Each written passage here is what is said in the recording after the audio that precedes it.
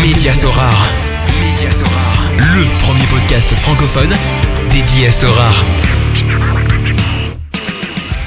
Salut, c'est Mehdi, Magic Mehdi sur Sorare. Je suis très heureux de vous retrouver pour cette nouvelle édition du podcast Média Sorare. Lors du dernier épisode, j'ai pu accueillir Arthur, alias Duro, ex-manager baleine qui travaille depuis 1 an chez Sorare et qui est venu expliquer son rôle et répondre à plusieurs questions. Et pour cette nouvelle émission, j'ai le plaisir d'accueillir un autre Arthur, alias Ashoka 2A, véritable monstre SO5 football qui a eu la chance, entre autres, de gagner 2 fois Mbappé rare. Salut Arthur. Salut Mehdi, comment tu vas ? Bah écoute, très bien, je suis très content de t'avoir enfin sur le podcast. Ça fait quand même plusieurs mois minimum qu'on en parle, que tu étais partant, et bien voilà, l'occasion est là, et donc je suis vraiment très content de t'accueillir sur cet épisode. Juste après, un autre Arthur. Écoute, c'est le hasard du calendrier, c'était Arthur Duro. Donc voilà. Arthur, tu es chez toi là ? Oui, je suis chez moi là, je suis posé tranquille devant le PC. Écoute, super. Dis-nous tout, est-ce que tu peux te présenter rapidement à nos auditeurs ? Ça marche. Tout d'abord, je m'appelle Arthur aussi. J'ai 31 ans. J'habite à côté de Lille dans le Nord et je suis infirmier libéral. Ok, infirmier à domicile, c'est ça ? Libéral à domicile, c'est plus dans un centre de soins. Là, je suis vraiment à mon compte et je travaille tout seul. C'est pour ça que je suis pas mal fatigué en ce moment avec ça plus Sorare, mais ça va. Ça va, on s'en sort. Ok, donc dans la région de Lille, et fan du LOSC ou pas du tout ? Pas du tout, je suis fan de l'ASM depuis tout petit. Ouais, ça n'a rien à voir. Hein. Mais mon frère était fan de Monaco dans les années 98 et il m'a transmis ça et franchement, je regrette pour rien au monde de soutenir ce club. Ils m'ont fait vibrer pendant plusieurs années par la suite avec l'époque de Julie et tout et franchement, ça me va très bien. Ok, donc deuxième invité du podcast, si j'ai bonne mémoire, après Sorare Monaco, Corentin évidemment, qui est fan de Monaco. Donc ils existent. Alors c'est la confirmation que t'as. Ouais, il y a beaucoup de tac là-dessus, mais oui, ils existent, surtout à l'extérieur. Je peux te le confirmer. Ouais, ok, super. Écoute, quels sont avant évidemment d'aborder la partie Sorare, tes passions dans la vie, à part Sorare évidemment. Déjà Sorare. D'abord le foot vraiment c'est la base. J'adore ça depuis que je suis tout petit et franchement c'est vraiment ma grosse passion. Après j'adore le sport en général. Je fais un peu de renforcement musculaire régulièrement, on va dire tous les jours, et un peu de cardio. Ensuite j'ai eu plusieurs phases, on va dire, dans ma vie. Beaucoup de jeux vidéo quand j'étais jeune. J'ai beaucoup joué à FIFA et à PES avec mon frère. Après ça s'est enchaîné sur du football manager où on a passé des heures et des heures à jouer ensemble. Et après, comme je te disais, j'ai eu plusieurs phases en fait. Je peux avoir une phase où je vais jouer au poker pendant 2-3 mois à fond et après lâcher et après me mettre sur autre chose, par exemple les paris sportifs. Et donc voilà. Mais depuis Sorare, on va dire que j'ai quand même calmé tout ça, tout ce qui est jeu d'argent et tout. Je prends moins de plaisir, mais je prends plus de plaisir à Sorare, donc voilà. Et sinon après des choses banales comme les gens en général, les voyages, la nourriture, enfin des choses assez basiques quoi. Ouais, et puis des sorties parfois en Belgique pour aller boire un petit verre le soir. Exactement. Rencontrer des gens, c'est pas mal aussi, ouais. Ah, c'est chouette. Ouais, je dis ça parce qu'on s'est rencontrés, je pense que c'était au mois de juillet, au mois d'août l'année passée, où t'es passé faire un petit coucou au centre de Bruxelles et on a passé une très belle soirée. Donc c'est vraiment, vraiment bien. Et donc Sorare, c'est un peu ton médicament alors par rapport à, à pas mal de jeux d'argent, parce que tu parlais de paris sportifs, de poker, etc. Depuis que t'as découvert Sorare, t'as mis ça un peu de côté? Oui, on peut dire ça. Enfin, comme je te dis, les jeux d'argent, j'aime bien ça, on va dire, toujours dans la limite et dans la bonne mesure des choses. Mais je pense que c'est une très bonne chose pour moi. J'ai mis on verra ça par la suite. J'ai mis quand même une bonne somme d'argent dessus, mais j'ai une meilleure approche. Enfin, j'ai moins ce sentiment de faire de bêtises, on va dire. Je sais qu'à une époque, je pouvais mettre des grosses sommes en paris sportifs. À la fin, ça partait sur des 1000 ou 2000 euros. Et j'ai quand même assez les pieds sur terre et et je travaille avec des gens qui ont pas forcément beaucoup d'argent et ça me mettait mal à l'aise moi-même, donc ça a été une bonne porte de sortie, on va dire. Et pareil pour le poker, ça devenait des grosses sommes et ça me convenait plus trop, j'avais pas trop envie d'être affecté par ça, on va dire. Okay. Avec Sorare, t'as plus l'impression de maîtriser le sujet que dans les autres jeux d'argent? Je vais te dire oui, parce qu'en fait c'est de l'argent fictif. Je suis pas le genre de personne à me dire quand j'étais à 700 000 euros sur mon compte Sorare Data, à me dire waouh, j'ai 700 000, c'est énorme. J'étais plus sur une approche de j'ai 2 Kylian Mbappé en rare que me dire cette somme, tu vois. Et cette approche là, je pense qu'elle m'a beaucoup aidé, surtout sur la phase actuelle qu'on a où les prix baissent. Je suis toujours là à me dire j'ai encore mes 2 Kylian Mbappé, ma galerie grossit et tout va bien. Et en plus à côté de ça, j'essaye de retirer un peu d'argent de temps en temps, donc non, tout va bien. Ça m'a fait. Mais quand je parlais plus dans la maîtrise, c'est-à-dire que tu as l'impression de mieux performer. Enfin, c'est pas une impression, je te rassure, en tant que manager, on en reviendra tout à l'heure, mais tu fais des gros résultats. Mais disons quand je parle de maîtrise, c'est que t'as pas l'impression de vraiment bien mieux maîtriser ton sujet en tant que manager Sorare que en tant que joueur de poker, par exemple. Tout à fait. Ça n'a strictement rien à voir. Le poker, j'y ai joué en tant qu'amateur. J'adore regarder des vidéos, j'adore m'entraîner, m'intéresser, mais je trouve que ça n'a rien à voir. Même pareil pour les paris sportifs. J'aime le foot et je trouve que sur Sorare, c'est mon impression à moi, je pense qu'on peut en tirer de la plus-value. Je pense que le fait de travailler le sujet, ça permet, surtout si on est amoureux du foot et qu'on se renseigne pas mal, c'est une fruits de dingue. Ouais, franchement, oui, j'en suis certain, quoi. Écoute, comment est-ce que tu as connu Sorare? On va partir de la base. Donc tu t'es inscrit le 27 octobre 2020, donc ça fait quand même 2 ans et demi là. Comment est-ce que t'as entendu parler du jeu à l'époque? C'était ma période là, ma phase paris sportif. Je faisais énormément de paris sportifs et en fait je suis une personne qui regarde beaucoup de vidéos YouTube. Enfin, j'écoute plus que je regarde parce que j'écoute pendant que je suis au volant parce que je fais beaucoup de route. J'écoute juste, je préfère le préciser, je regarde pas parce que c'est dangereux, on est d'accord. Tout à fait. Mais voilà, parce que je fais quand même pas mal de routes et j'essaye de m'occuper et d'apprendre pas mal de choses, donc voilà. Et on va dire que ce jour-là, je suis tombé par l'algorithme de YouTube sur une vidéo de Damien MP qui était un manager sur Sorare et je crois qu'il ne joue plus. Et lui, c'était un youtubeur paris sportif et en gros, je suis tombé sur sa vidéo et en fait, il expliquait qu'il avait misé 750 € sur Sorare. Donc j'ai cliqué, j'ai regardé, je me suis dit bon, qu'est-ce qu'il raconte? J'adore en fait regarder des vidéos et me dire pourquoi pas, il y a peut-être quelque chose qui va m'intéresser là-dedans et why not. Et donc j'ai regardé cette vidéo, une vidéo de 30 minutes et je suis arrivé chez moi, je me souviens, et je me suis inscrit direct. J'ai commencé à tout regarder et je me suis dit waouh, c'est incroyable. C'est tout ce que directement je pouvais chercher accroché, quoi. C'est un truc de dingue parce qu'en fait, pour la petite anecdote, en fait, ça faisait 2 ans que je cherchais un investissement, en fait, un truc qui pouvait relier pas mal de mes passions. J'ai tout regardé, les gens qui te vendent du rêve pour l'immobilier, de la bourse. C'était des domaines j'étais pas doué pour ça. Enfin, je regardais. Ça t'emballait pas plus que ça, quoi. J'avais pas l'avantage, on va dire. Ouais. Je pense qu'il y avait des personnes beaucoup plus fortes que moi où j'avais peur de pas réussir. Et ce truc-là, quand je l'ai vu, je me suis dit waouh, c'est quoi cette dinguerie? Ça me paraissait incroyable. Donc franchement, je me suis inscrit et j'expliquerai par la suite comment j'ai amené le truc. Mais vas-y. Alors, donc tu t'es inscrit le 27 octobre et là tu décides très rapidement, tu décides d'acheter des cartes et quelles sont les sommes que t'as mis au tout début, par exemple? En gros, je me souviens, je me suis inscrit, j'ai fait mes petites équipes common, je regardais, il y avait des joueurs comme Veritou que j'avais jamais entendu parler, franchement, je préfère être honnête.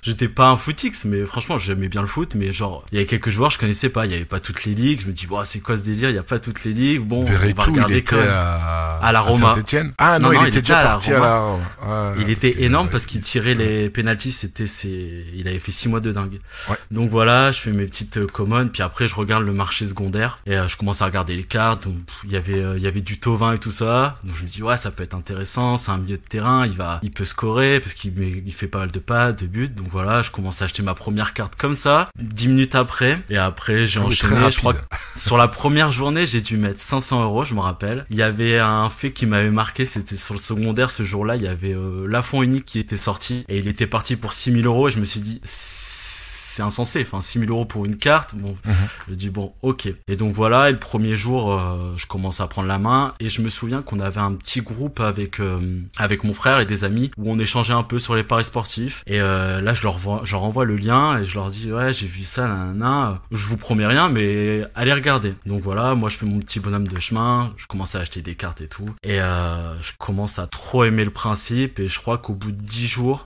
j'avais acheté pour 20 000 € de cartes. Ah oui, quand même. 10 jours à partir de la date d'inscription. À peu près, je pense. Ah ouais, t'as pas perdu de temps à analyser, à regarder le marché, t'as été à fond. Et ces 20 000 € de cartes, c'était, oui, bon, il y avait pas les limited. C'était quoi? C'était surtout des super rares ou des rares ou tu te rappelles des premières cartes que sur lesquelles t'as jeté ton dévolu? Les premières cartes, ça a été au tout début, ça a été des cartes rares, des joueurs un peu simples, du Tovin, des joueurs de Moscou. Et après, je regardais énormément le marché secondaire, les super rares. Je comprenais pas pourquoi elles étaient que 3 fois le prix des rares. Ça me semblait totalement aberrant qu'une carte qui soit éditée qu'à 10 exemplaires puisse être à ce prix-là. Donc j'en ai acheté pas mal. Je pense que j'ai fait pas mal d'erreurs à ce niveau-là, mais je vais t'expliquer par la suite pourquoi au final ça s'est bien goupillé. J'étais, on va dire, tous les 6 heures, je retournais sur le marché secondaire à regarder le prix des cartes, s'il y avait pas des bonnes affaires à faire sur les super rares. À l'époque, je pense que les anciens managers, ils savaient que les super rares, elles étaient intéressantes, mais pas tant que ça. Et ils les vendaient vraiment pas trop cher, et j'essayais de faire des petits coups de joueurs que j'appréciais sur Football Manager et que je me dis, la pépite, pourquoi elle peut pas exploser? Et donc voilà, donc sur ce total de 20 000 €, c'était, on va dire, 50-50. 10 000 € de rares et 10 000 € d'SR. Oui, t'as bien fait d'attaquer directement en SR. Moi, j'ai mis du temps. Beaucoup de temps avant d'attaquer SR parce que j'avais pas cette stratégie de performer directement. Et donc voilà, t'as ces cartes-là et vas-y, continue. Comment s'est goupillé la suite après ces 10 jours? En fait, juste avant ça, je sais que du début aux 10 premiers jours, je sais qu'il y a eu une phase dans ma tête à me dire bon, j'ai mis une certaine somme de côté pour faire un investissement.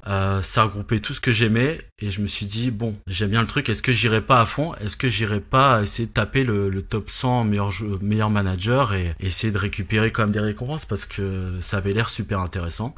Donc voilà, donc j'ai fait ça. Après j'ai commencé à faire un peu mes premières teams, mes premières SO5 et ça a commencé à plus ou moins bien marcher. Après je vais te dire j'ai pas tout de suite utilisé Sorare Data pour faire mes achats, on va dire. Franchement, j'ai vraiment une attitude un peu de débutant où je vais raconter une anecdote, je pense que les gens vont un peu halluciner. Je me souviens que j'ai acheté certaines cartes en regardant le pool de reward et ça peut choquer, mais genre en America je connaissais pas les joueurs et je me suis dit bon s'il est dans les T0 c'est que ça doit être forcément un bon joueur.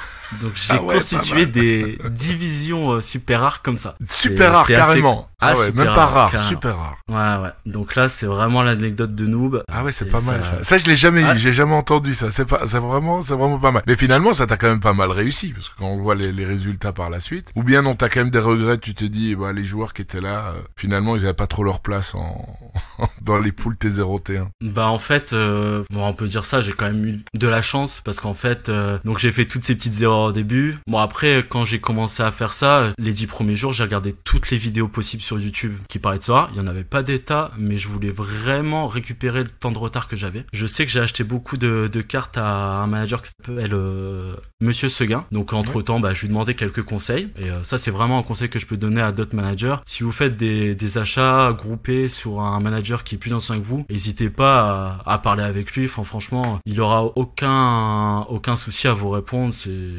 C'est une très bonne communauté et tout le monde est plutôt sympa et ça faut vraiment pas hésiter. Donc voilà, et en fait pour revenir à ça, j'ai fait un peu mes game week et tout, et puis il y a eu le premier pump, on va dire, de la première levée de fonds. Je sais pas si tu te rappelles, c'était mars 2021. Ouais, je m'en rappelle très très bien d'ailleurs. Ouais. Et là ma galerie elle a explosé, mais bon voilà, c'était pas très cohérent, j'avais des SR mais elle valait pas ce prix-là, ça partait un peu dans tous les sens. Et je vais raconter une anecdote qui est assez cool, c'est que il y a Monsieur Powell Trader qui est arrivé sur le jeu et il commençait à acheter n'importe quoi, à faire des trades dans tous les sens, et je me suis dit bon c'est le moment d'essayer certains trucs. Et en fait j'ai fait énormément de trades avec lui, je lui ai refourgué toutes mes merdes de super rares et j'ai récupéré je crois du Morioka SR, du Vanaken SR, du Gigot SR, qui était à l'époque, c'était vraiment les goats du jeu. Et je pense que honnêtement, sans lui, ma galerie elle aurait jamais été ce qu'elle est aujourd'hui. C'est une certitude. C'était la grande et belle époque où tu pouvais, il y avait de la demande, oui, mais tu pouvais quand même trouver beaucoup de cartes de qualité chez lui. À l'époque, hein. Aujourd'hui c'est plus compliqué, elle part très très très vite. Ouais, donc et donc t'as commencé, pour revenir à ce que tu as dit tout à l'heure, donc t'as commencé en fait à poncer les vidéos après avoir injecté quand même 20K pour débuter, c'est bien ça? Bah c'était entre les deux, mais ouais j'ai fait quand même pas mal d'erreurs au début, mais après, enfin j'achetais pas non plus les tocards du coin quoi, mais il y avait des joueurs qui avaient un scoring beaucoup plus important, c'était pas des choix les plus optiques quoi, donc après j'ai quand même rechangé ma stratégie. Hein. Ça c'est une certitude quoi. Donc tu lui es éternellement reconnaissant à Powell Trader. À vie, je suis ah là il y a pas de doute, mais moi je continue encore trade avec lui, hein, il y a pas de souci. Ouais, bah écoute, quand c'est pour améliorer ta galerie, c'est vrai il faut donner un peu plus. Moi honnêtement, j'ai jamais non plus critiqué Powell Trader parce que quand j'ai voulu sortir par exemple de l'Asie où j'ai pris des SR, j'ai échangé aussi grâce à lui parce que à l'époque honnêtement, il y avait personne, allez, corrige-moi si je me trompe, mais il y avait personne qui fonctionnait de cette manière-là où tu pouvais quand même obtenir des belles cartes en échange de cartes que t'avais pas trop besoin, quoi. Bah non, je pense pas. Il y avait quelques managers, mais c'était très très rare. Et puis on va dire que vraiment pour le coup, ils s'y connaissaient pas en foot et c'était vraiment une aubaine. c'est méchant à dire. Hein. Après voilà, je sais que tout le monde le déteste plus ou moins maintenant, mais c'est dommage pour vous de pas l'avoir connu avant. Franchement, c'était du pain béni, vraiment du pain béni. Moi je me rappelle aussi, j'ai fait quelques trades honnêtement où c'était scandaleux. Franchement, c'était scandaleux. Et là j'étais tout content, je dis purée. Il y a même un moment où il me répondait plus en fait. Je sais pas si ça t'est jamais arrivé ça. Moi honnêtement, je lui dis voilà, écoute, je t'ai envoyé le truc, il répondait même plus à mes offres alors que il agissait jamais comme ça, mais je regardais l'historique des derniers trades et honnêtement c'était pas du tout à son avantage et donc je pense que pendant un moment il m'a un peu oublié, ignoré, boycotté parce qu'il se dit non c'est pas possible. Bon je pense qu'il s'est rendu compte qu'il s'est pris énormément de douilles et après c'est tout, hein, c'est de sa faute. Il est arrivé sur le marché en voulant récupérer énormément de cartes. Maintenant franchement je pense qu'il est plus que positif, mais c'est vrai qu'au début c'était très drôle. Et donc comment on est arrivé à mars 2021, donc Powell est là, t'optimises ta galerie en SR en prenant des GOAT de l'époque comme Morioka, Vanaken. T'as Digigo aussi, qui était au Spartak à ce moment-là et qui faisait aussi des scores de malade. Donc là, c'est toujours avec l'investissement de départ ou tu as rajouté par la suite quand il y a eu le pump? Ah non, j'ai pas du tout rajouté. Enfin, les prix avaient tellement explosé que j'avais plus d'intérêt à mettre de l'argent en plus. À remettre dedans. Et en fait, je vais t'expliquer aussi, il y a eu cette période-là avec Powell et la même période, il y a eu aussi une demande mais insensée de cartes et les cartes faisaient que monter, c'était n'importe quoi. Et je me souviens bien qu'à cette époque-là, je me suis dit je fais quoi, je vends certaines cartes, j'étais complètement perdu parce que les prix ils avaient fait facile x4, x5 sur certains joueurs. Ouais. Et je sais que j'étais perdu et je sais qu'à l'époque j'avais 2 Cristiano Ronaldo et j'en ai vendu un, on va dire je pense que cette période-là elle a duré peut-être 2 semaines, j'ai plus trop de souvenirs, mais je sais que je l'ai vendu au bout de la 5e journée parce qu'en fait ça faisait x2 et je me suis dit bon il y a un moment où ça va s'arrêter. Et je sais pas si tu te rappelles de cette période, mais à l'époque on vendait une carte et on n'avait pas tout de suite notre argent et je me souviens que j'avais vendu mon Cristiano Ronaldo une blinde et qu'en fait j'avais déjà checké ce que je voulais en autre carte parce que c'était un achat pour améliorer d'autres teams, c'était pour acheter d'autres super rares et en fait je me suis retrouvé bloqué parce que l'argent n'était pas arrivé 24 heures après j'ai réussi à m'arranger, mais bon ça on peut le dire qu'au jour d'aujourd'hui c'est un point qui était négatif qui maintenant c'est réglé, c'est instant. Tout à fait. Ça c'est c'est vrai qu'à l'époque il y avait de temps en temps où ça laguait et puis après t'étais bloqué. Et donc ta stratégie à l'époque quand tu t'es lancé, c'était quoi? C'est OK, je me lance dans le jeu, je suis là pour le long terme ou bien je focus SO5 toutes les divisions ou bien certaines, voilà, c'était quoi après avoir justement poncé toutes les vidéos et tout, je présume que tu as affiné ta stratégie et laquelle c'était? tu peux te douter qu'avec 20 000 euros, j'avais quand même pas mal de cartes. Donc en vrai, j'ai quand même joué quasi toutes les divisions jusqu'aux divisions super rares. Okay. Donc D4 à l'époque, D4, D3, D2 de tous les championnats. Donc Challenger, Champion, U23, Asie, America et All-Star. C'est ça, exactement. Je me souviens que j'avais beaucoup focus l'Asie parce que c'était quand même un championnat super exotique. En fait, je voulais essayer de trouver un avantage à être arrivé après et jouer un championnat que les Français ou les Belges ne connaissaient pas trop. J'y connaissais strictement rien et je sais que j'ai poncé.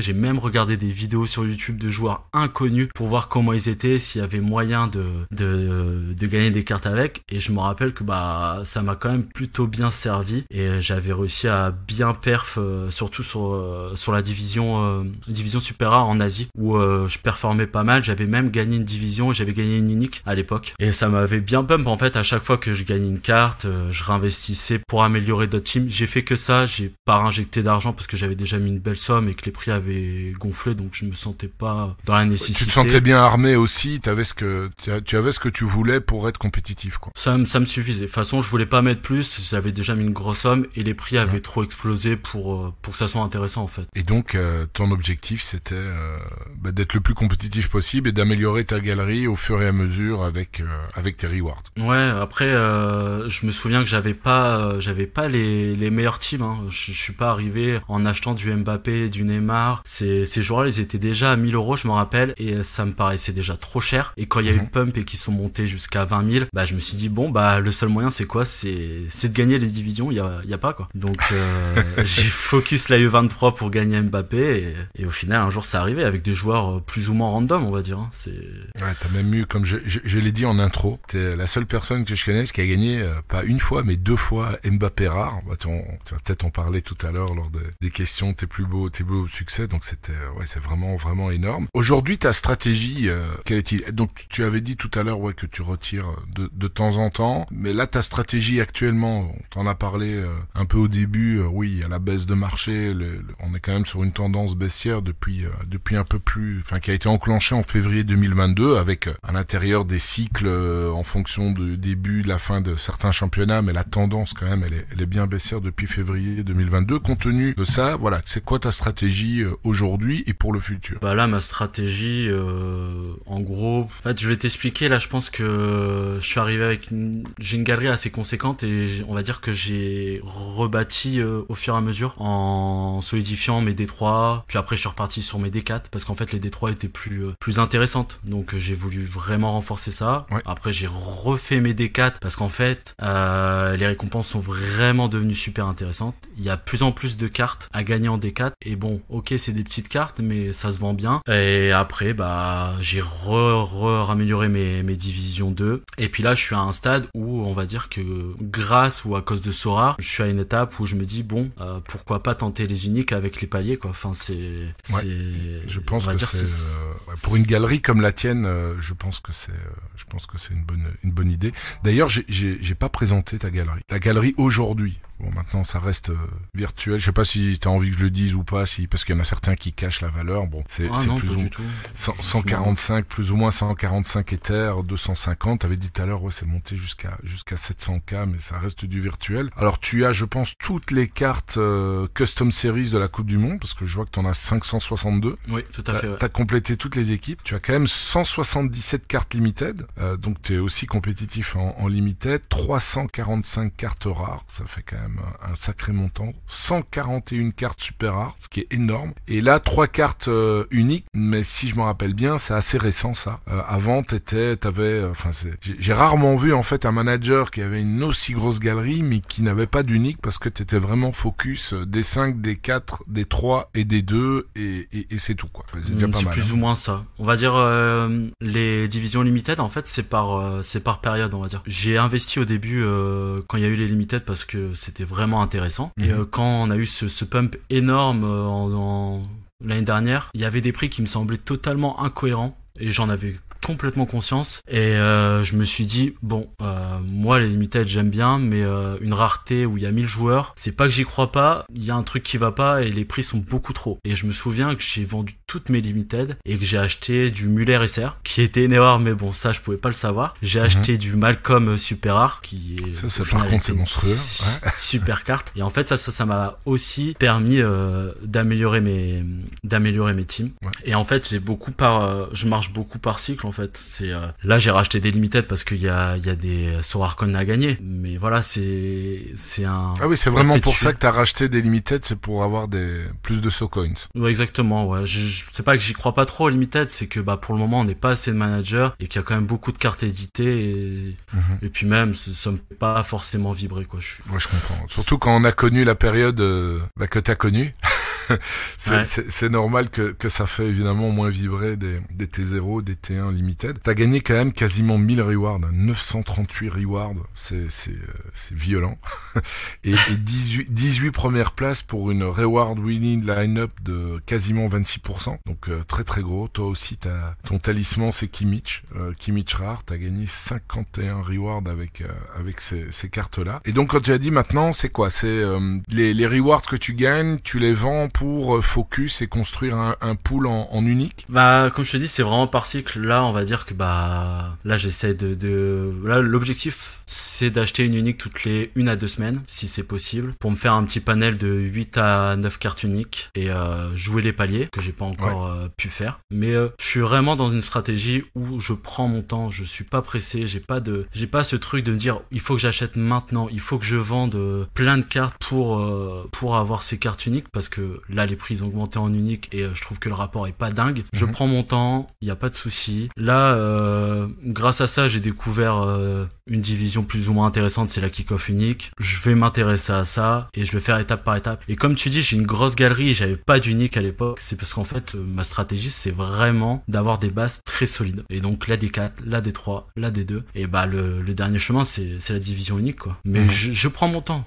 Si ça doit prendre 5 ans, il y aura pas de souci. Ah oui, donc t'es là, tu t'inscris vraiment sur le très long terme. Je suis sur du très long terme, mais je récupère un peu d'argent, mais tranquillement, ça va être rien, ça va être 200 € par semaine, on va dire. Ça, c'est un peu mon objectif, c'est récupérer 200 € par semaine et après le reste, c'est améliorer et kiffer, enfin et performer. C'est vraiment ça l'objectif. Ouais, c'est vraiment essayer de gagner, d'être performant, et tu prends toujours autant de plaisir à faire tes line-up, à optimiser ta galerie, tout ça. Ouais, j'adore. Et il y a un truc qui est assez qui pourrait être un conseil pour certains managers, c'est vraiment essayer de jouer par cycle, pas hésiter à faire de pauses, parce que je sais que ça peut être très fatigant de jouer à Sora, surtout quand on a quand même pas mal d'équipes, et se faire une petite pause de 10 jours, par exemple pendant les trêves internationales, pour bien couper, relâcher la pression et se relancer dans un processus de vraiment gagner, c'est vraiment important. Je pense qu'il y a beaucoup de managers qui sont là depuis peut-être plus d'1 an et qui ont vraiment jamais lâché le jeu, et ça peut être assez fatigant. Et je pense que t'en es un des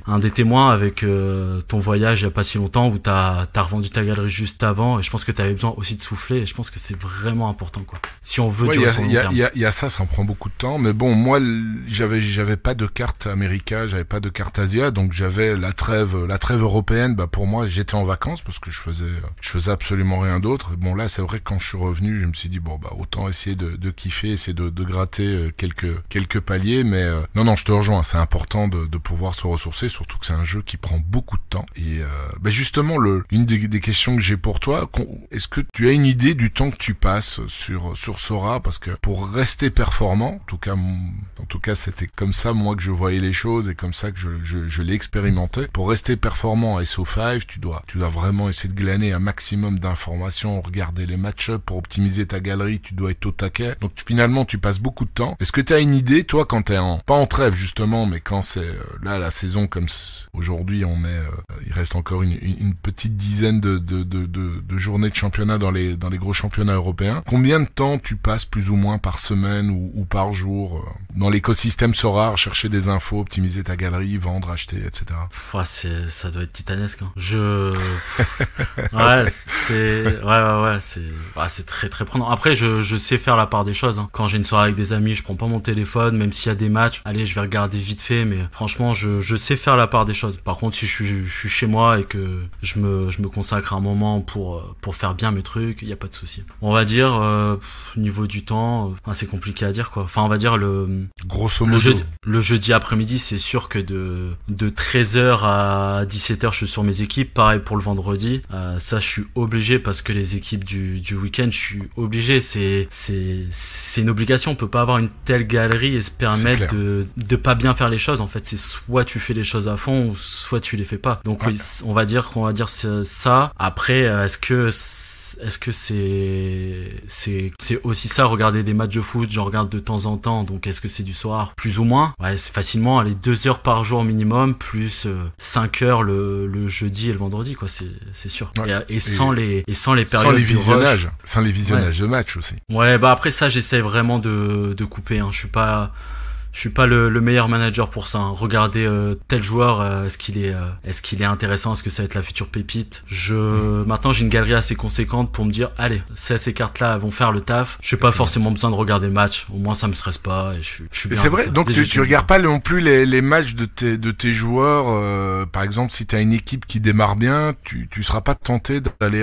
absolument regarder le match des 2 derniers joueurs par exemple pour voir à quelle place tu serais, non? Tu alignes et puis c'est tout? Non, mais alors parce qu'il y a le visionnage avec la casquette de manager où tu scoutes, là comme tu dis, t'essayes de détecter des talents de demain ou des joueurs qui sont intéressants, puis t'as le visionnage en tant que manager pour suivre les performances des joueurs que tu alignes. Ça j'aimerais bien le faire, mais je travaille tout seul et je travaille tous les jours.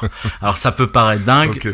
Donc en fait j'ai pas énormément de temps et en fait j'ai énormément de trucs à faire. Tu complètes le taf plus le sport où j'essaie d'y aller régulièrement. Il me reste des petits créneaux pour un peu me reposer. Et après, en fait, le temps qui me reste, c'est vraiment pour faire mes équipes, quoi. Et après, par contre, oui, si j'ai vraiment une belle line-up qui performe, ou j'ai vraiment on va dire, je regarde tous les matchs du PSG, hein, je suis pas fan. J'adore Kylian Mbappé, mais en fait, j'ai beaucoup de joueurs du Paris Saint-Germain et souvent mon destin est entre leurs mains. Donc oui, je regarde attentivement le PSG. Ça, en fait, et en plus, ce qui est drôle, c'est que je regarde maintenant avec Soir, je regarde plus le PSG que Monaco. Déjà, ça tombe très mal Monaco à chaque fois, mais j'ai aucun joueur Monaco pour pas être affecté et pas être affecté par ça en fait. Mais ouais, je regarde tous les matchs du PSG. Donc c'est vrai, t'en as aucun de Monaco? De Monaco, je crois pas. J'avais Neubel et après je l'ai revendu parce que je le trouvais pas bon.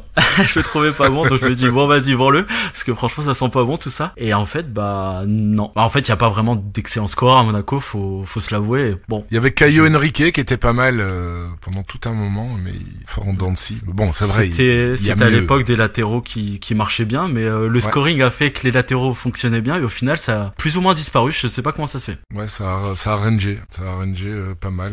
Ouais, t'as raison. Ouais, donc voilà. Donc tu alignes, tu passes vraiment du temps plus dans la préparation, mais moins de temps évidemment dans le suivi des performances. Et voilà, t'as dit, t'es parti pour le long terme. Tu vois comment toi le futur de Sorare et ton futur à toi comme manager Sorare? Moi mon futur c'est de jouer, prendre du plaisir. Franchement j'ai pas vraiment de soucis avec la baisse des prix. Alors franchement je vais pas mentir, quand ta galerie elle passe de 700 000 virtuels à 250 300 000, tu te dis waouh, c'est chaud, mais franchement je l'ai plus ou moins bien vécu. Enfin franchement pour une telle baisse, je pense qu'il y aurait des gens qui auraient été tellement affectés. Je suis plutôt bien dans ma vie, j'essaie de faire les choses assez bien et on va dire que j'ai pas fait n'importe quoi avec Sorare en fait. Pas mis de l'argent que je pouvais pas permettre de perdre.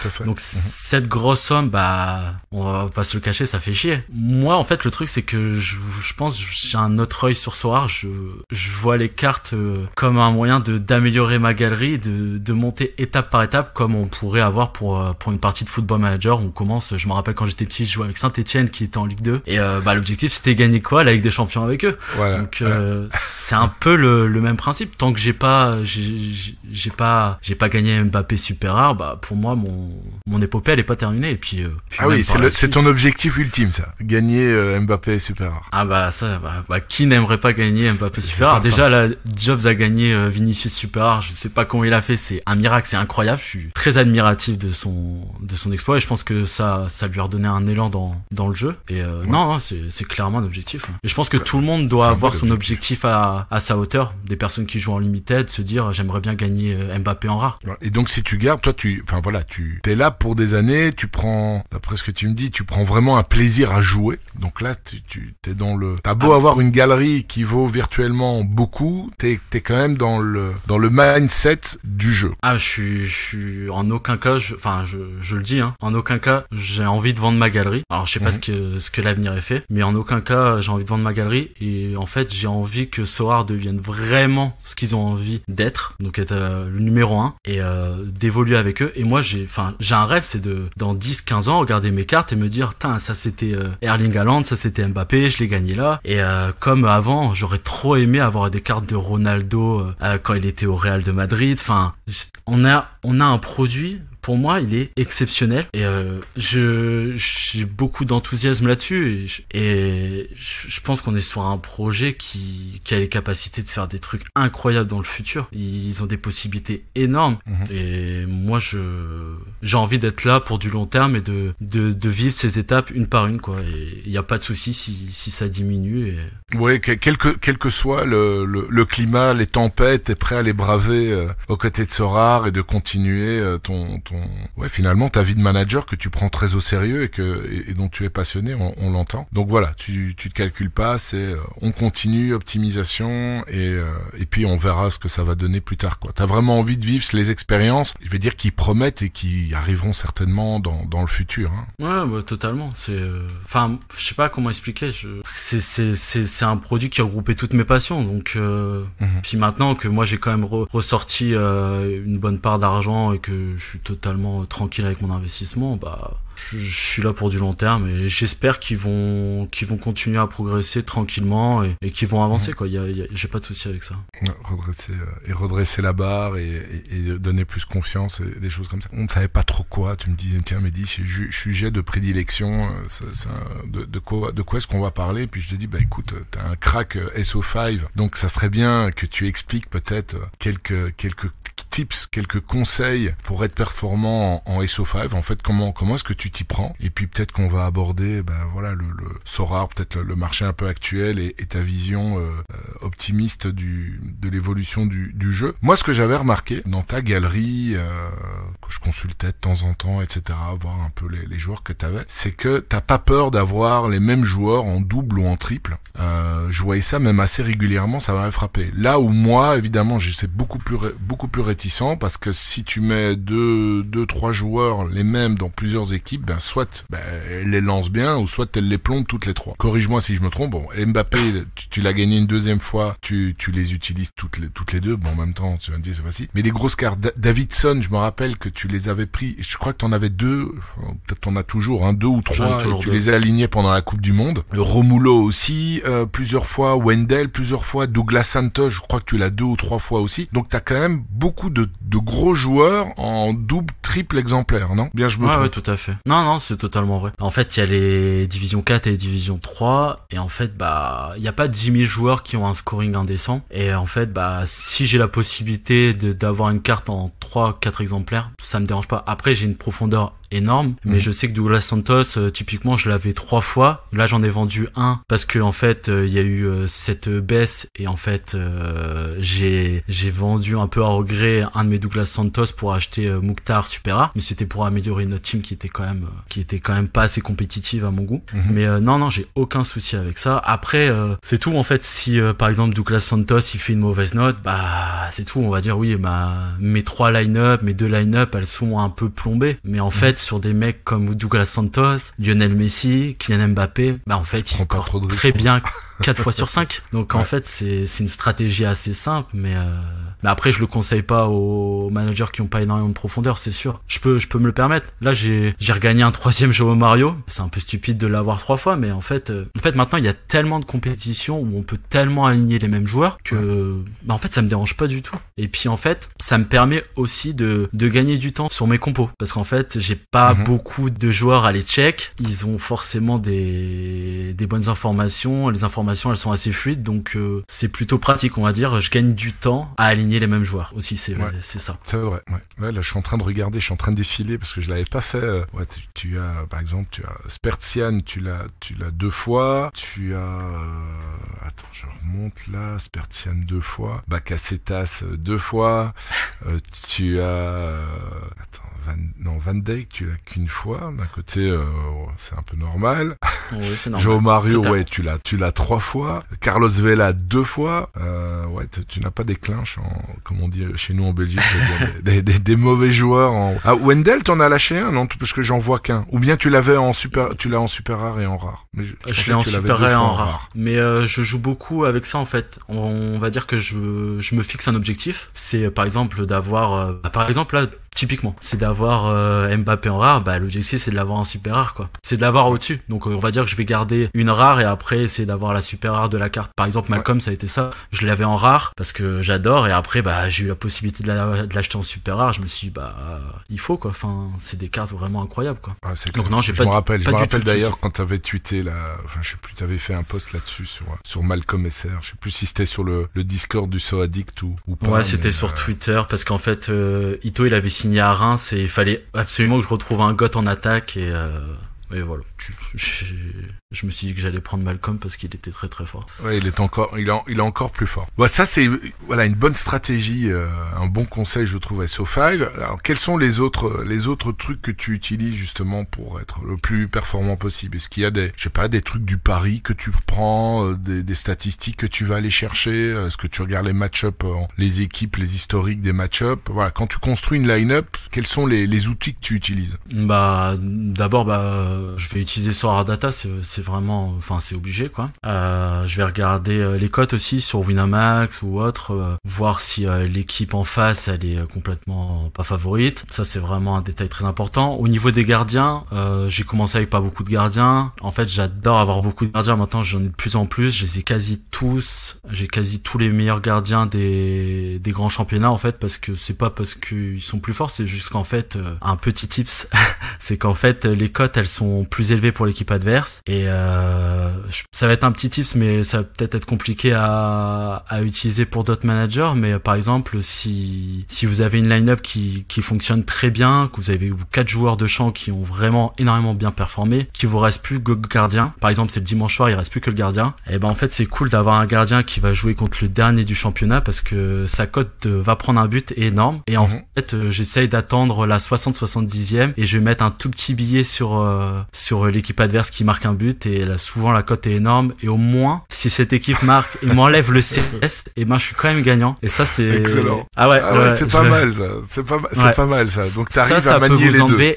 Ça peut vous enlever énormément de frustration parce que c'est horrible. Je l'ai vécu plusieurs fois avec Oblak qui se prenait des buts à la 90e. Je peux vous dire que quand vous perdez une compétition à cause de ça, vous êtes bien content de récupérer de l'argent à côté. Mais c'est pas un conseil. Tu edge tes line-up, ça aussi c'est la première fois que j'entends. Tu edge tes line-up Sorare avec les paris en live. C'est pas mal du tout. Ça. Ouais, je pense je l'ai jamais entendu, j'en avais parlé à Travelling Pizza qui m'a dit ça peut être une bonne idée. C'est original. Ouais, c'est pour faire mieux faire passer la frustration quand ton joueur encaisse. Et puis finalement, si tu perds ton pari et que ton joueur gagne et que il est dans une superbe team, t'es triplement gagnant là ou doublement gagnant. Exactement. Et après l'équipe peut se prendre un but, mais votre gardien peut aussi arrêter un penalty et on est bon. Ça c'est la cerise sur le gâteau.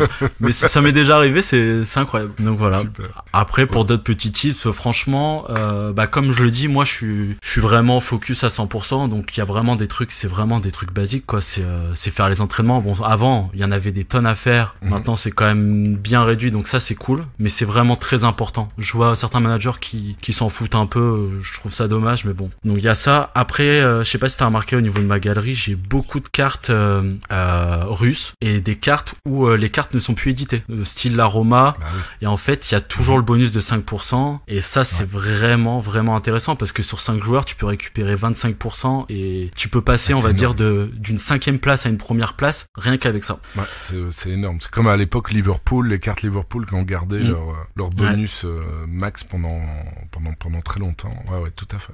Totalement. Et en plus, maintenant, on a la possibilité de up les cartes 3 fois. Et on va dire qu'en fait, il y a moyen d'avoir des cartes à 15%. Avant, c'était pas trop possible parce qu'il y avait pas assez de temps pour le faire. Mais maintenant, vous la montez level 17 et vous avez une carte avec 15%. C'est une carte rare. Bah, je vous dis que vous faites la différence avec ça. C'est sûr. Donc ça, c'est vraiment un basique. Mais je vois pas mal de gens acheter des cartes qui ont 0%. Et franchement, c'est vraiment pas une chose à faire. Vous allez perdre trop de temps à la montée. Si la différence est énorme de prix. À part pour la cape. Oui, tout à fait. Mais après, la cape 270, t'as quand même le pourcentage.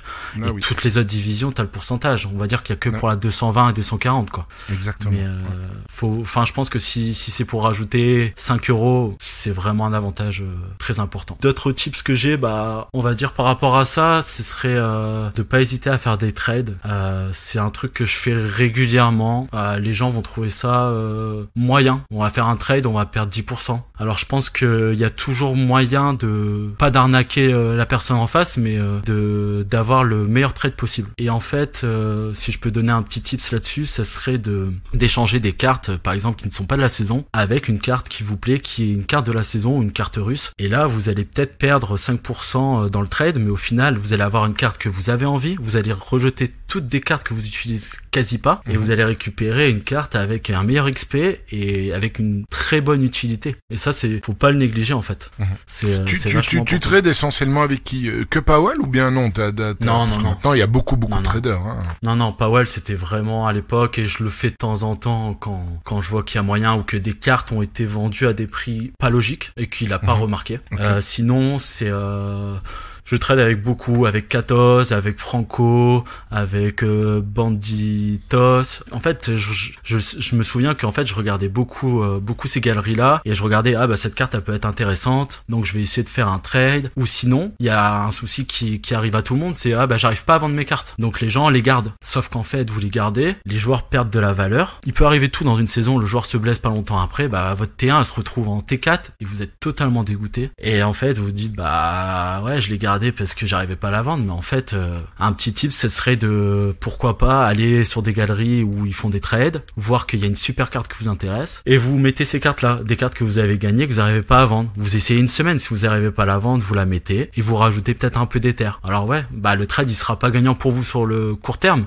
mais en fait vous serez peut-être gagnant sur un SO5 avec une carte qui vous aura permis de gagner une autre carte. Faut essayer de jouer avec ça quoi. C'est super important. Je te rejoins là-dessus. Moi j'ai avec des cartes que j'ai pas besoin, honnêtement, je les mets en vente si je vois qu'elles partent pas.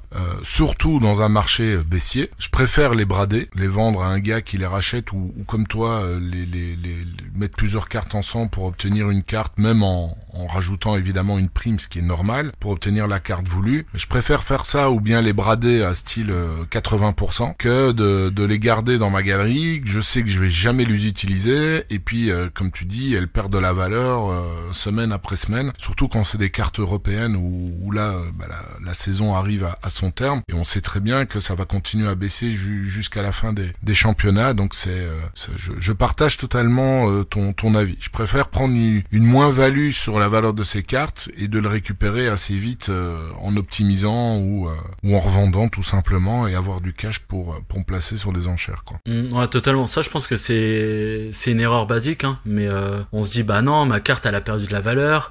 Non, je veux pas la vendre, elle est divisée par 4, mais en fait, je sais pas, j'ai le sentiment que si votre carte elle est divisée par 4, en général les autres cartes aussi sont divisées par 4 et il faut pas hésiter à faire des trades pour prendre des meilleures cartes qui vous seront utiles. Moi ce que je fais c'est tous les 3-4 mois, je regarde ma galerie et je me dis attends, mais il y a des cartes je les utilise jamais. OK, elles valent pas cher, elles pourront me servir, mais bon, si elles restent 6 mois dans ma galerie qui part dans un championnat qui est même plus couvert et qu'elles servent plus à rien, franchement, il y a pas d'intérêt quoi. Et je fais ça tous les 3-4 mois et je me dis bon bah là, allez ça part, je me fais une liste, ça peut partir et qu'est-ce que je veux avec ça? Est-ce que je peux avoir cette carte qui va me permettre de gagner des compétitions quoi. Je vois. C'est clair. T'as encore d'autres choses à rajouter? Moi je pense que c'est déjà pas mal du tout. Tu as expliqué comment tu faisais tes line-up, etc.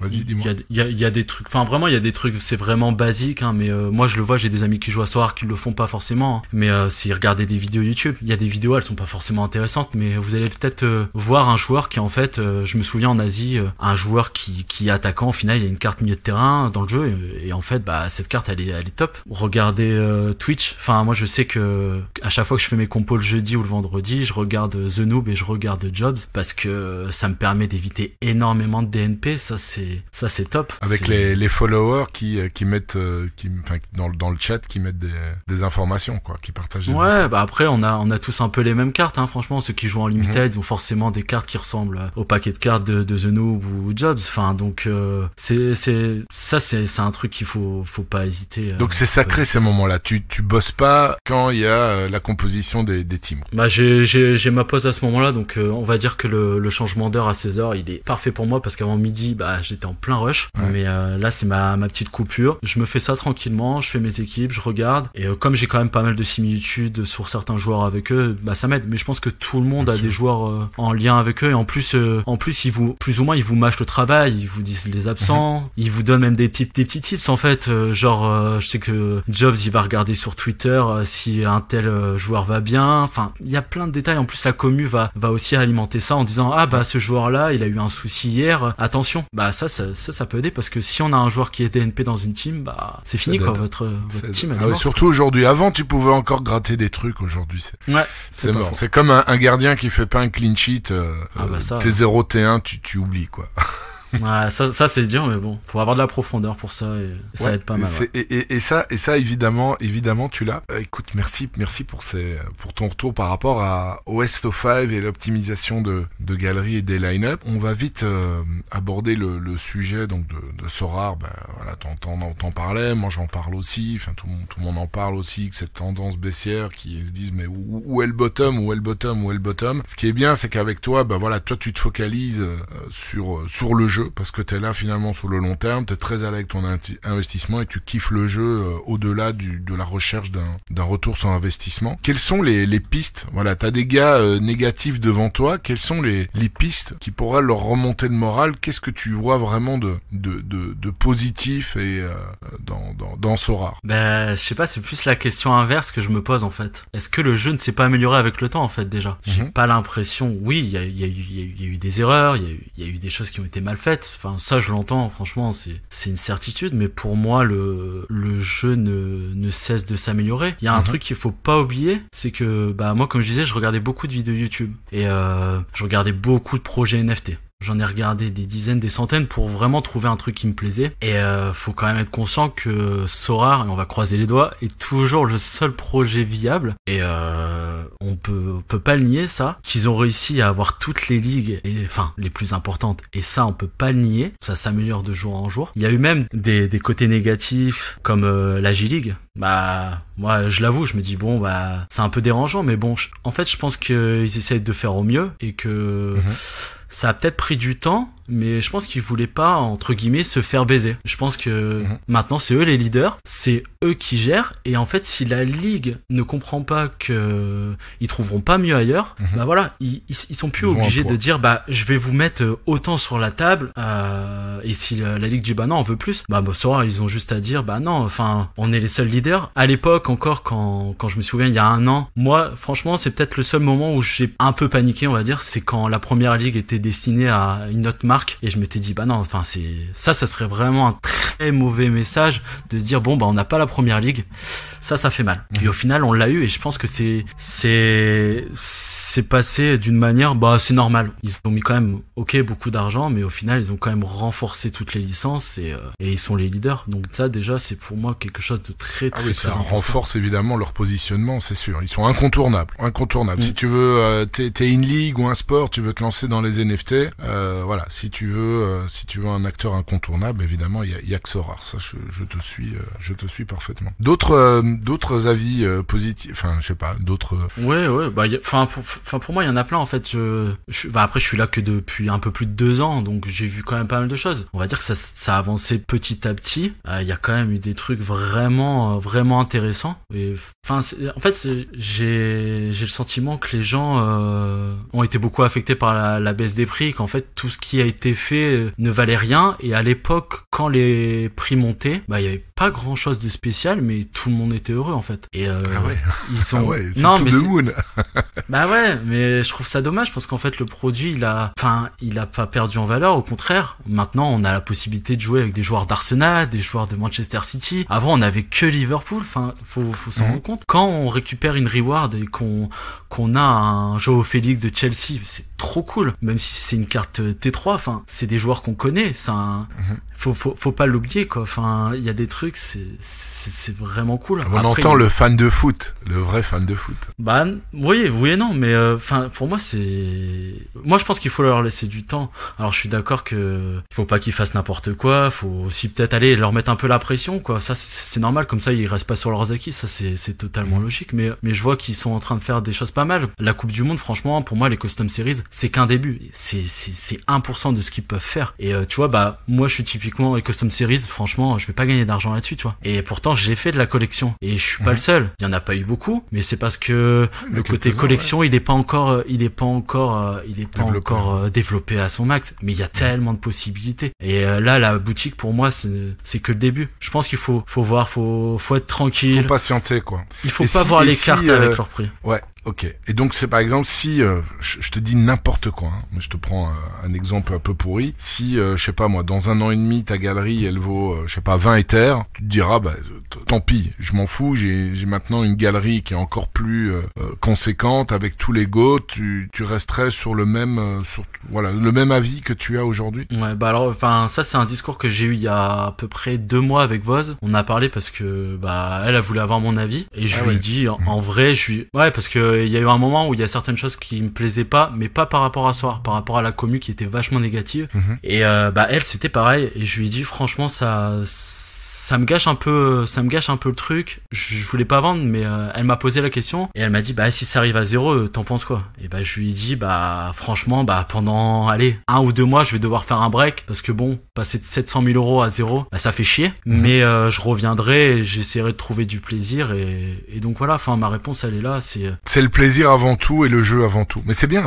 Honnêtement il y a quand même pas mal de managers, c'est vrai, avec des galeries beaucoup plus petites que la tienne évidemment, qui tiennent ce discours-là, on faut mettre ce qu'on est prêt à perdre ou ce qu'on est prêt en fait à mettre dans un jeu. Mais il y en a pas assez de ces managers qui parlent, qui disent qu'ils aiment bien le projet. Je pense qu'il y en a beaucoup qui ont été influencés par ce qu'on peut appeler ça des influenceurs, qui ont vendu du rêve. Et ça, je m'en souviens très bien. Et je sais que j'ai répondu à 2-3 de ces personnes sur Twitter en disant que vous vendez du rêve. Mais attention. Et au final, ce qui arriva. C'est monté beaucoup trop. Même toi, tu me l'as dit quand on s'est vu. Enfin, 20 000 euros à Mbappé, c'est pas cohérent, on est d'accord. C'est vrai. Je me rappelle de ce que quand tu me dis ça, je dis, est-ce que un Mbappé à 30 000 euros ou 20 000 euros, est-ce que ça a du sens? Et qu'est-ce que tu m'avais répondu? Je sais plus.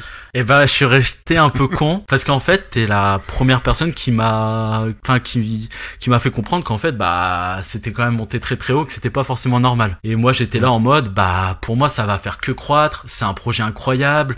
Moi, j'y crois. Et en fait, même si j'avais ton discours à ce moment-là et que je me dis il faut vendre, je suis honnête, j'aurais pas vendu parce que voilà, j'aime bien, j'ai Mais tu m'avais dit en plus, tu m'avais dit, moi je suis là, je kiffe trop le jeu. Ça je me rappelle que tu m'avais dit ça. Je kiffe beaucoup trop le jeu. Moi c'est pas possible que je quitte le jeu et moi c'est vrai que j'avais un avis un peu plus je veux dire comment on appelle ça, mesuré, en disant totalement. Non, moi ça reste quand même d'abord un investissement vu les sommes que je mets dedans, etc. C'est vrai que j'adore évidemment le jeu, le foot, le sport, la collection de cartes qui me rappelle quand j'étais ado, etc. Donc il y a évidemment tout ça, ou Football Manager, tout ça qui est remonté à la surface. Mais quand je voyais les prix hallucinants, je me rappelle avec Légion, j'ai posé la question quand je l'avais eu sur le podcast il y a pas si longtemps que ça finalement, en lui disant mais tu crois vraiment que le fait de laisser les paliers ou de retirer les paliers, ça permettra d'avoir encore des Mbappé? J'avais dit à 20 000 euros, il m'a dit mais oui, et en fait, et ça c'était vraiment au début vraiment de la chute qui s'est accentuée ces dernières semaines, parce que pour moi, c'est complètement délirant d'avoir autant de cartes qui ont une rareté, certes, à 100, certes, mais qui continue à être imprimé. Donc là, il faudrait, pour moi, pas des wagons comme j'ai pu lire sur Twitter de gros investisseurs, mais c'est des paquebots. C'est pas des wagons qu'on a besoin, c'est des paquebots de gros investisseurs pour garder ces prix-là. Les prix dont on parle là, de 20, 30 K. Mais là, honnêtement, les prix qu'on a là, bon, ça baisse encore un peu, je suis d'accord. Enfin, à un moment, ça va se stabiliser. Quand je suis arrivé sur le jeu, il y avait des cartes où, 1000 € pour Mbappé, quand t'as un investissement de 20 000, tu peux te permettre de les mettre. C'est pas illogique. Par contre, mettre 20 000 € quand t'as 20 000 €, c'est totalement illogique. Non, mais voilà. Clair. Donc je pense qu'il y a eu un gros souci. Et pour revenir à ça, un truc qui est pour moi un peu la baisse de Sora. Enfin, on va enlever tout ce qu'il y a eu, toutes les explications qu'on a eues, avec les paliers, tout ça. Mais moi, j'ai un peu le sentiment que l'arrivée du basket, de la NBA, ça a provoqué un certain problème dans tout ça en fait. Je vais m'expliquer parce qu'en fait pour moi il y a des petits managers qui sont arrivés par exemple il y a un an qui ont pas connu le début de Sora Foot et la NBA en fait ils se sont dit pourquoi pas commencer là sur la NBA. Et en fait pour moi il y a pas mal de petites galeries qui sont parties en NBA. Et en fait, ils ont vendu leurs cartes de football, les prix ont commencé à baisser petit à petit. Il y a des gens qui ont vu leur prix descendre, ils se sont dit il se passe quoi ? Il faut que je vende aussi. Et en fait, ça a créé un peu ce mouvement de baissier. Et en fait, ça va s'arrêter que quand ça va légèrement remonter, ça c'est certain. Et en fait, on s'est tous dit la NBA c'est génial, ça va faire venir d'autres managers, d'autres investisseurs. C'est jamais arrivé, quasi. Il y en a eu combien qui sont arrivés grâce à la NBA ? En fait, pour moi, ça a juste dilué toute la somme d'argent qu'il y avait sur le foot et ça en a envoyé, allez, je sais pas, 1/5 sur la NBA, donc ça fait baisser les prix petit à petit. Et après, suite à ça, il y a eu des mauvais choix, typiquement les paliers, tout ça, plus l'APL qui était pour moi une très bonne nouvelle, mais qui a redonné un élan de cartes énorme et ça a refait baisser les prix. Et c'est le cumul de tout ça qui fait que les prix, ils en sont là maintenant. Et puis maintenant, on est dans une phase où le négatif, il prime. Donc là, va falloir tanker, on va dire, et attendre, on verra. Ouais, faire le dos rond et oui, mais c'est vrai. Enfin, j'ai aucun chiffre. Je sais pas d'ailleurs si on sait trouver les chiffres, mais c'est vrai que j'avais lu, je sais plus, mais quelqu'un de sérieux qui mettait que la plupart des managers NBA sont des managers déjà existants, en tout cas la majorité, donc qui est vendu. Et honnêtement, moi j'en ai connu beaucoup qui ont été très contents de faire le move, de vendre tout en foot et d'aller en basket où ils étaient compétitifs, etc., etc. Après le basket, je trouve que la NBA ils ont encore énormément de travail. Je suis sûr qu'il y a des projets de collaboration sur les planches, parce que quand je vois à l'époque, je l'ai déjà dit, NBA Top Shot, il y avait des joueurs NBA qui étaient là à ouvrir le pack, etc. Là, on n'en est nulle part encore. Je présume que, comme ils ont signé un accord avec la NBA, mais également avec l'association des joueurs NBA, je présume qu'il y aura des partenariats, des collaborations, des mises en avant, en tout cas, du produit des cartes. Et grâce à ça, je l'espère, enfin, tout le monde l'espère, c'est qu'il y aura des managers vraiment américains qui vont débarquer dans le jeu parce que ils sont fans de NBA. Comme pour la MLB aussi, là, il y a beaucoup de managers qui viennent aussi du football et qui étaient déjà sur Sora, en fait. Ils ont pas réussi à onboarder vraiment des nouveaux pour toute une série de raisons qu'on avait déjà abordées dans les podcasts passés. Donc ouais, comme tu dis, faire le dos rond et voir venir, quoi, c'est ça. Après ça, on peut pas leur en vouloir, quoi, d'avoir signé la MLB et puis la NBA. Enfin, franchement, ils étaient quasi obligés, on est d'accord. Mais franchement, quand t'as des opportunités comme ça, tu peux pas dire non, c'est clair. Ouais, si tu veux être l'acteur incontournable, tu dois signer ces championnats. C'est comme le nombre de ligues incroyables qu'ils ont signé en 2022 où c'était l'objectif de Nicolas Julia. Il le dit depuis le début. Moi, je veux signer les 20 ligues principales. Tout le monde le savait, mais évidemment, comme il y en a beaucoup qui ont été signés sur une période finalement très courte, pour être, encore une fois, acteur incontournable, t'as eu une somme de cartes qui ont été mises sur le marché et clairement, la demande a de loin dépassé, l'offre a de loin dépassé la demande et malheureusement, ça continue comme ça parce que le supply continue à tourner et que derrière, ça ramasse pas assez vite, quoi. Ouais. Est-ce que, je vais te poser une dernière question là-dessus. Est-ce que pour toi, revoir un Mbappé rare à 1 000 €, est-ce que c'est envisageable? Est-ce que tu te dis c'est possible? C'est possible, oui, totalement. Il y a pas. Après, revoir un Mbappé à 20 000. Non, moi j'y crois pas. Je vais Moi, être honnête perso, avec j'y toi. crois pas. Non, pas forcément, mais tu sais, t'es sûr de rien. Après, enfin, il y en a que 200 des Mbappé rares hein, pour le moment. C'est pas non plus. Après, c'est une grosse somme. Mais ça va continuer.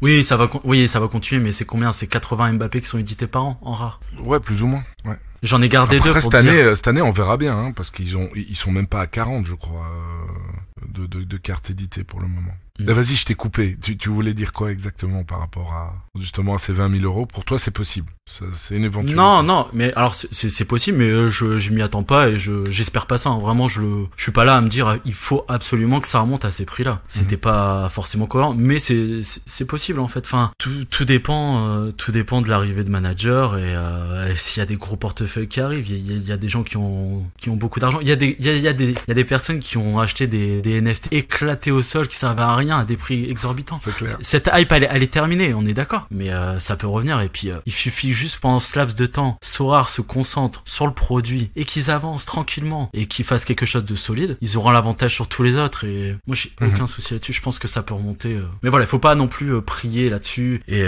se faire du mal à espérer que cette chose-là arrive si elle arrive jamais quoi. Ouais, parce que comme tu dis, ouais, il y a 204 cartes rares d'Mbappé et pour cette saison-ci, ils sont qu'à l'édition 38 hein. On n'est pas il y en a pas énormément. Mais donc voilà, bah écoute, merci pour avoir donné ton avis. Moi, je te propose d'attaquer les questions-réponses. Questions rapides. Ton joueur préféré, je crois que tu l'as dit tout à l'heure, mais bon, voilà, c'est pas grave, tu peux le répéter. Ton joueur préféré dans la vie réelle et sur Sorare. Bah alors dans la vie réelle, c'est Kylian Mbappé, hein, formé à l'AS Monaco, donc bon, je pouvais pas faire mieux en plus. Obligé. C'est un crack. Non, franchement là. En plus, pour la petite anecdote, j'avais avec mon frère, on avait fait les déplacements de la Ligue des Champions quand c'était sa première année et on l'a vu marquer son premier but contre Manchester City, si j'ai pas de bêtises. Et depuis ce jour-là, c'est tout, c'est l'amour. Et après son but contre Dortmund, la phase juste après, c'est incroyable. Donc voilà, joueur préféré. Et après sur Sorare, en scoring, c'est Douglas Santos sans sourciller. Pour moi, il y a limite pas meilleur en scoring. Et en plus, il a le bonus de 5%. je peux difficilement te contredire.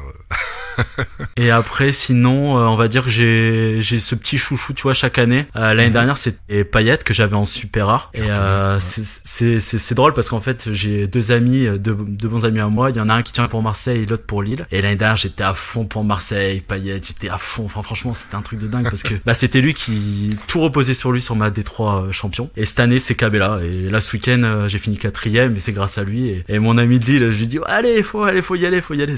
Ça fait trop plaisir. Il y a que Sorare qui te permet d'aimer Marseille, Lille, Monaco, le PSG. C'est un délire. Enfin, franchement, on n'est pas du tout cohérent, c'est n'importe quoi. Enfin, franchement. C'est ça qui est bien et c'est ça qui met qui apaise en fait quand t'es supporter d'un club, même le club adverse. Voilà, finalement t'es pour tes joueurs. Tu t'en fous un peu des trucs. T'es pour tes joueurs. Ouais, Cabella qui a été en plus contre son ancien club, qui a été doublement décisif si j'ai bonne mémoire. C'est ça. Ouais, tout à fait. Ok, alors ton plus beau résultat. T'en as eu 18 victoires, donc il faut que t'en choisisses une. Eh ben, ouais, je vais pas faire original, c'est ma D3 U23. Quand j'ai gagné Mbappé, en fait, c'était au moment où tout a explosé, où en fait, j'avais raté la possibilité de l'acheter quand il était à 1000 €. Il était monté à 20 000, je me dis je pourrais plus jamais l'avoir. Et je l'ai gagné, franchement, j'ai crié comme un dingue dans mon appart. Le voisin a été un peu pas content, il avait pas compris, hein, c'est pas de ma faute. Et non, j'étais trop content. En plus, j'avais des joueurs assez exotiques, du russe, du japonais, du belge. C'était une super victoire. Et franchement, tu te rappelles de l'équipe que t'avais? Ouais, j'avais Maximenko en gardien, j'avais Lukumi en défenseur super rare, qui était énorme à l'époque. Ouais, il faisait des super scores.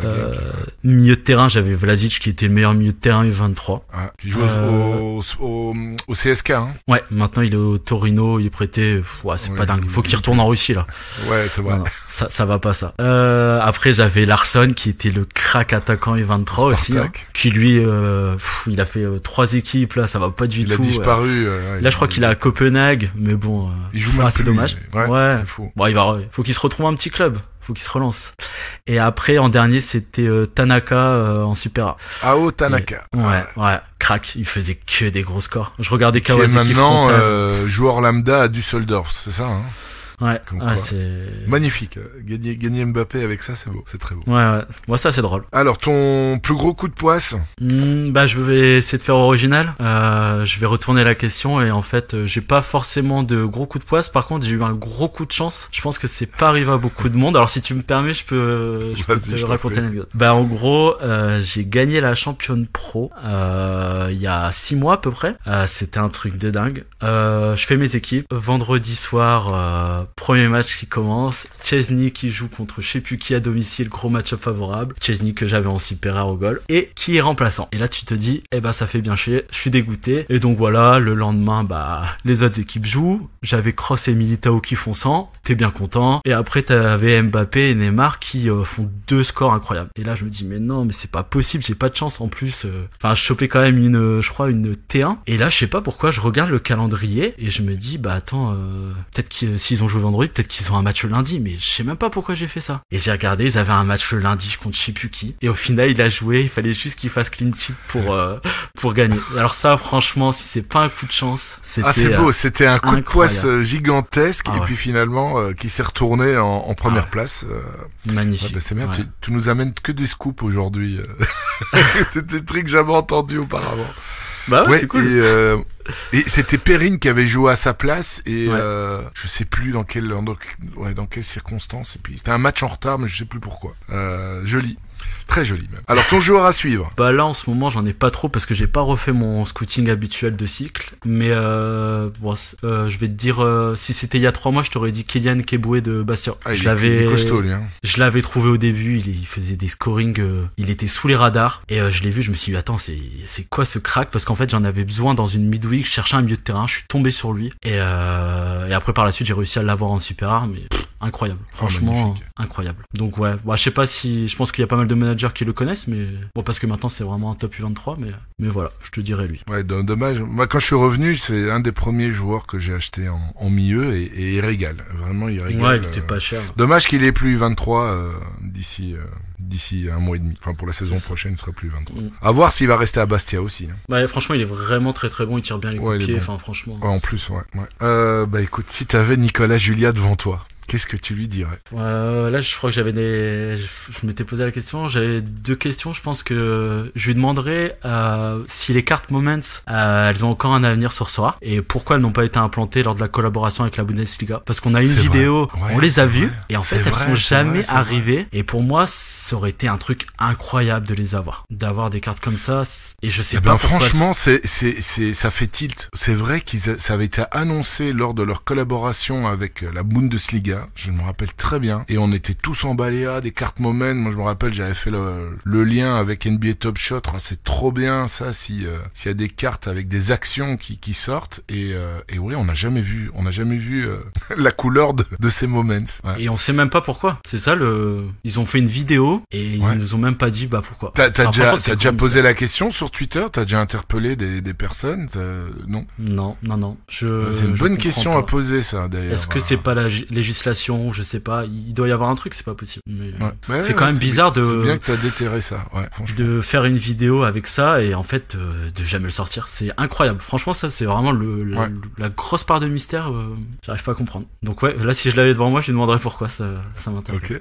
Et après la deuxième chose, c'était pareil. J'aime bien en fait les cartes un peu spéciales et je sais pas si tu te rappelles, il y avait des events où par exemple il fallait jouer que des cartes de Ligue 1 et on gagnait un award spécial. J'avais gagné cette compétition et en fait la carte elle avait un aspect différent. Et ça a pas été refait depuis des cartes vraiment spécifiques quand tu gagnes une compétition et je trouve ça trop cool en fait d'avoir une carte un peu différente. Des cartes spéciales. Ouais, c'est vrai. Ouais, en plus il y aura peut-être les cartes de champions qui vont de nouveau sortir. Ouais, mais c'est un autre aspect, tu vois. Là t'as vraiment le truc, ça leur coûte pas plus cher. Toi tu finis premier et puis en fait t'as ce petit truc qui fait que c'est cool quoi. Je suis d'accord. Et c'est vrai quand tu kiffes le jeu et que t'aimes bien tu fais la compétition, quand tu termines premier ou quoi, c'est surtout une compétition spéciale, tu t'attends aussi à avoir une carte spéciale. Alors on arrive tout doucement à la fin. Je vais regarder les questions qu'on t'a posées sur le fil Twitter. Alors il y a Traveling Pizza que j'ai déjà eu comme invité D'ailleurs, pourquoi Shokadoza? Tu es fan comme lui de Star Wars? D'ailleurs comme moi aussi. Ah ça va alors. Non. Bah en fait c'était ma période de poker, j'avais besoin d'un pseudo, je regardais The Clone Wars et c'est un personnage que j'ai kiffé et pour l'anecdote c'est mal écrit parce que ça commence par AS pour l'as dans le poker. Voilà. Ok. Petite anecdote. Voilà. Et ouais non j'adore Star Wars, j'adore tout ça. Ok, super. Alors va-t-il gagner son troisième question de Susano, va-t-il gagner son troisième Mbappé après le podcast? Alors ouais, écoute, il faut pas jinxer, on verra pour la suite, mais quand je t'ai contacté, tu m'as dit ah ouais, génial, comme ça je gagne Mbappé rare pour la troisième fois. Écoute, on verra, ça écoute, peut on verra bien. Non, maintenant c'est Mbappé triper. super rare. Écoute, ça vaudra. Alors, Nelimi qui posait donc spécial MLS qui l'a posé. Est-ce que tu as une galerie? Bon, t'en as un peu parlé tout à l'heure, évidemment, qui bouge beaucoup. Où s'appuie-t-il depuis ses débuts sur une base de joueurs très solide qui bouge peu? Bah, t'es plus dans cette optique-là, toi. Hein, ouais, carrément. Mais en fait, le truc, c'est que moi, je prends beaucoup d'importance à l'XP. Je vais pas vendre et racheter, en fait. J'essaye de monter au max mes cartes parce que pour moi, l'XP, c'est en fait le facteur qui va te permettre de passer de 3e à 1er et de gagner possiblement un Mbappé. Et c'est une changer, on va dire. Donc voilà. Ouais, je comprends. Et quand t'as des goats, je sais pas, tu parlais par exemple de Vlasic. Est-ce que tu l'as encore le Vlasic, ou bien quand tu vois qu'il part dans un championnat où tu sais que ça va être trop compliqué, bah tu t'en sépares? Bah j'en avais 2 et j'en ai vendu un et j'en ai gardé un. Donc, ah oui, ok. J'en ai tu lâches pas finalement facilement les jeunes joueurs qui partent dans un championnat très compliqué. Je sais pas, par exemple un Sinistera, tu l'avais, non? Quand je l'ai toujours.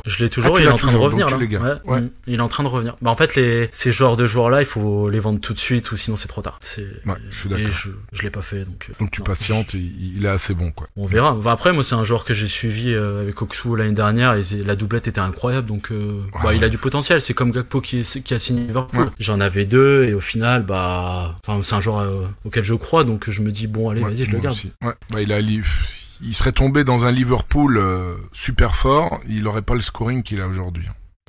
Non, mais c'est sûr. Il a l'image de l'équipe. Et alors, dernière question de Guestar que j'ai eu comme invité il y a pas longtemps du tout, juste avant Zuro. Donc il dit, finit-on par être blasé au bout de la 18e win en SO5 ou est-ce toujours la même sensation? Ouais, je pense que la réponse elle est claire par rapport à tout ce que tu viens de me dire là. Ah ouais, non, franchement, quand j'ai regagné mon 2e Mbappé, franchement, j'étais trop content. Non, il y a toujours cette adrénaline que t'as quand tu finis premier et en plus là, encore un côté positif, c'est qu'ils ont vraiment changé les poules et on a rarement des mauvaises surprises. Ouais, on sait sur quoi on va tomber, on a quand même un panel de joueurs, c'est pas Mbappé, Kimmich. En fait, il y a tellement une nouvelle carte que c'est quand même un avantage. Maintenant, on peut taper du Haaland en plus et tout. Enfin, franchement, quand tu finis premier, normalement, tu dois pas être déçu, quoi. Normalement. Haaland, tu l'as pas encore? Alors non, je l'ai pas et j'ai pas forcément envie de l'avoir parce que j'aime pas forcément son scoring. J'aime bien le joueur. Mais il fait pas du AA. Ouais, il fait pas du AA. Non, ça serait. Mais par contre, il est quasiment à chaque fois décisif, quoi. Ça serait mettre de l'argent Non.